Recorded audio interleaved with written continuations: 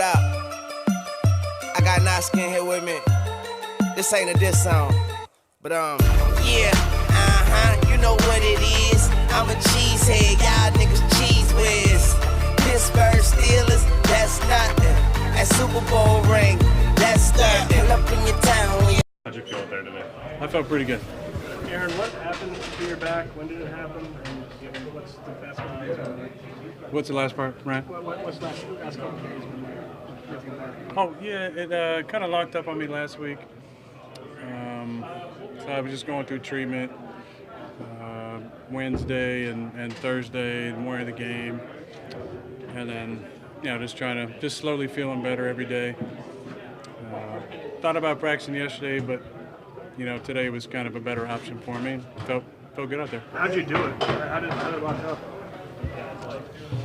I'm not exactly sure, but definitely feels better now. Aaron, you don't really have much history of back issues, do you? I don't. That surprised you then when that popped up? Look, sometimes you can sleep on it weird and wake up and it bothers you. Or some in the weight room can do something, or a throw. I felt like it was, the one day we had last week, Tuesday, was a little colder than the other days we had. And sometimes when it goes from hot to cold, it can lock you up a little bit. But, I don't think there's any specific moment. So I feel good now. Do it feel as good as it does right now? Do you anticipate to play Thursday?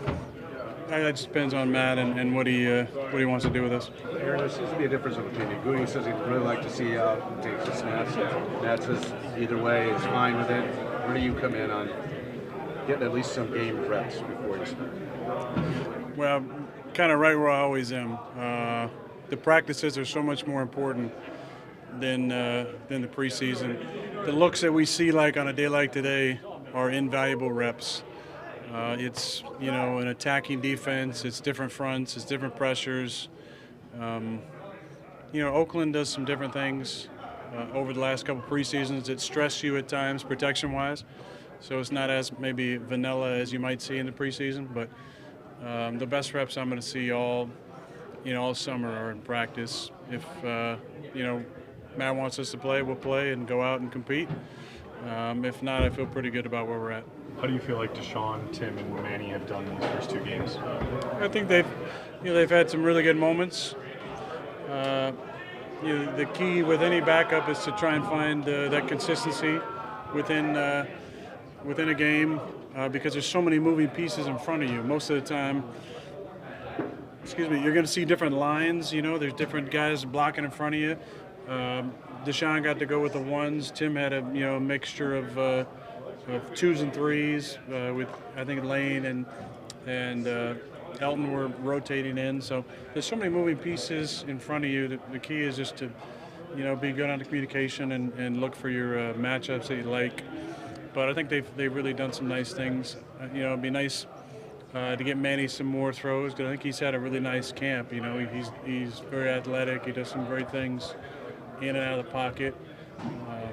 So maybe week 4 he'll get some more opportunities. But I think Tim and Deshaun have played really, really well, and they're making it look like the way you want it to look. We've kind of asked you for a progress report on where you feel the offense is each week. Is it better significantly this week than it was last week? Well, I think ever since we kind of broke the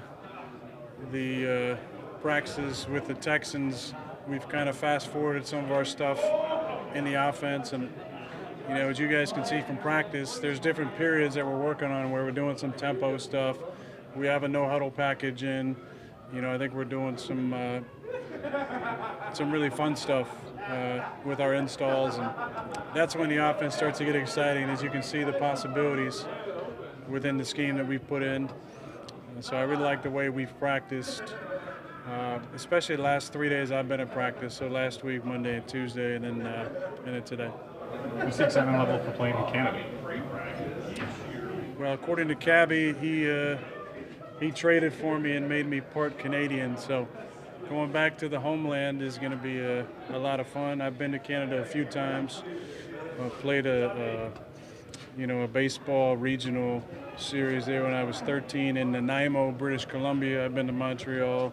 been to other various parts of BC, never been to Winnipeg, but I'm sure there's some Packer fans up there. I'm excited to get up there and see the folks up there. I've been a fan of the CFL for a while, so you know, I know how much those cities that have a team, how much it means to them, and it's going to be exciting to get up there and play.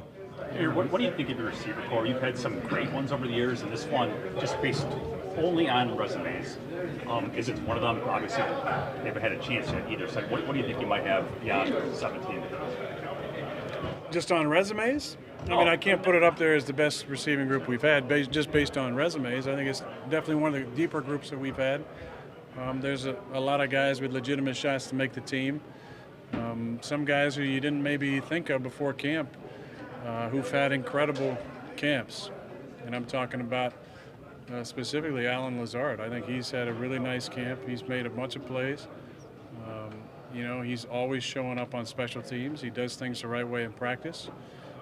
And I think he's put himself in a position to legitimately be playing for all 32 teams. And we say that from time to time, you know, the cliche almost that, you know, you're always playing for the entire NFL. And, you know, that is true to a point if you're good enough. And Allen is definitely good enough to be an NFL player. And I think he's had a fantastic training camp. Besides him, you know, I think that there's been a lot of progress.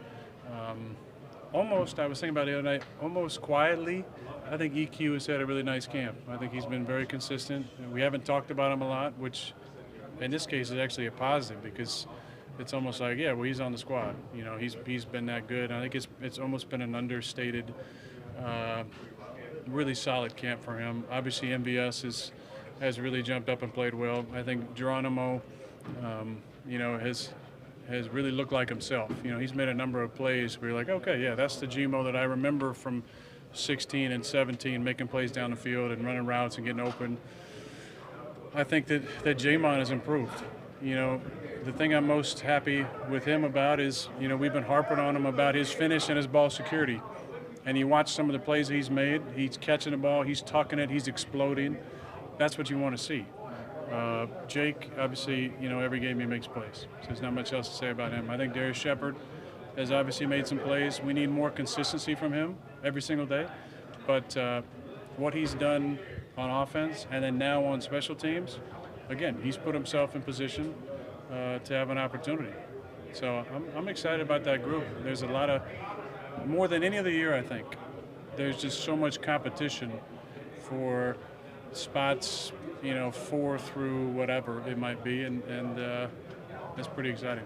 Aaron, given how much we've heard about the importance of the marriage of the run game to the pass of this offense, where do you think you guys are with that, given that, I mean, your backs have been down for a while?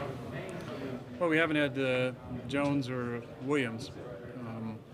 In their absence, I think, you know, there's been some good play from some of those guys.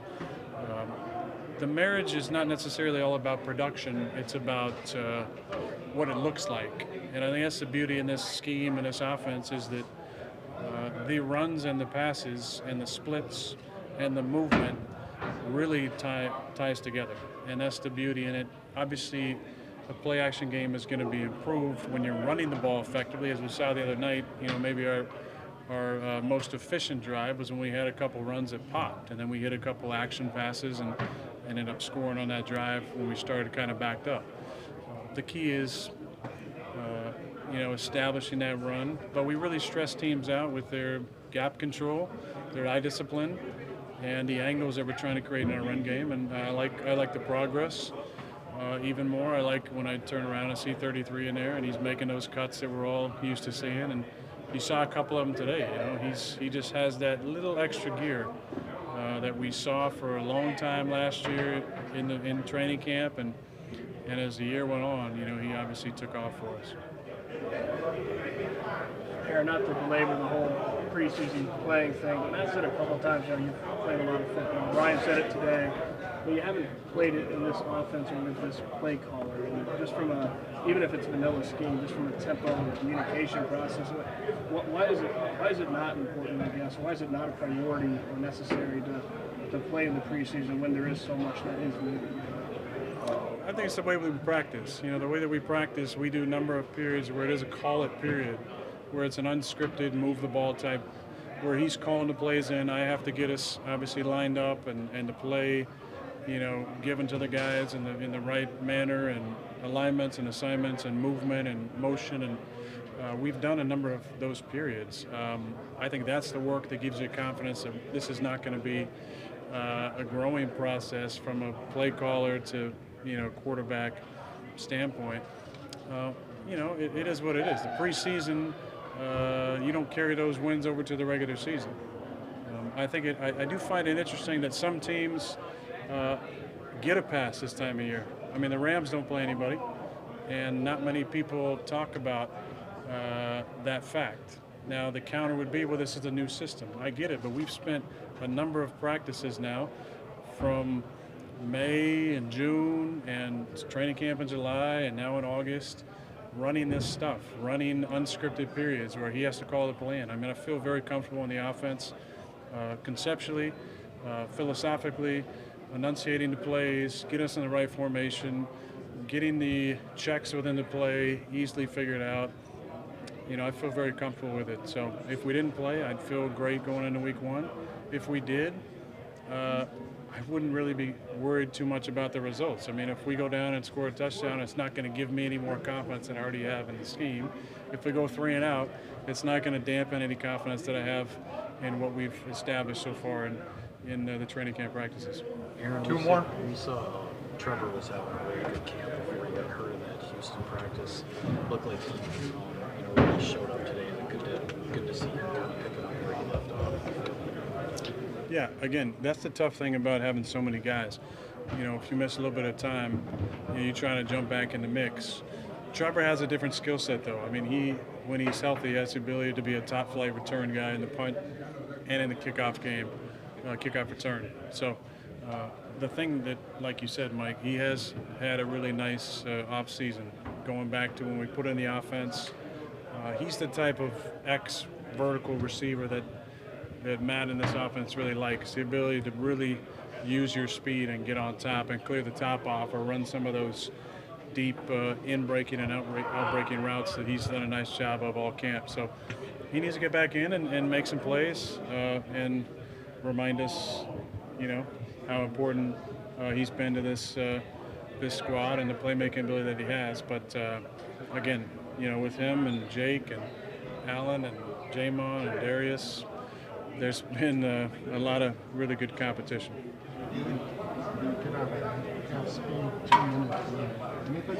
Just the operation. Yeah, I think it's just the operation. And then being able to have calls come to your mind quicker.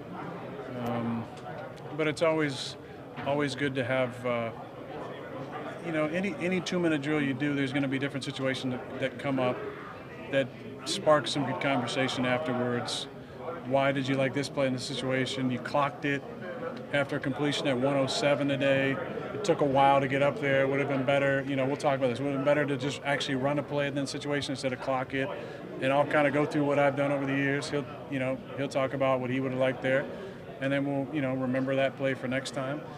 But it's the assignment part, you know, being able to hear a call for the receivers and in 5 seconds execute that call very quickly. Like I started with a play out of a different formation. I put Gmo to the strengths, which we hadn't done before, and it's really testing those guys. Hey, usually on this play you have an under and number 2 has an over, but we're flipping the play. Do you remember what the backside has on that play? So it's a test for those guys to get them locked in mentally. To me, there's never a wasted rep. There's never a throwaway like, oh, well, that one doesn't matter. If I can challenge somebody mentally or myself or the line, I'm going to do it. And jog through 60, 70%, you know, movement. You have to do that. I mean, I do personally to challenge our guys. And so a number of the plays that we called are stuff that are newer plays to test them in their aptitude to get lined up and run the right routes. And I was, you know, really proud of the mental focus that we had in that period because I tested them for sure. Matt gave you the play, and then as you're thinking about it, we just decided to change it to like a formation to test you guys? No, I'm calling the 2 minute. Yeah, It was 2 seconds, I didn't hear you. I'm calling the 2 minute. Oh, okay. Yeah. So you just decided to flip it and just Yeah. the 1 minute. Yeah.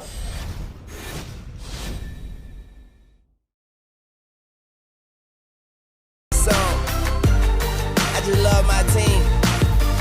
Yeah, that's the team with them big G's on the helmet.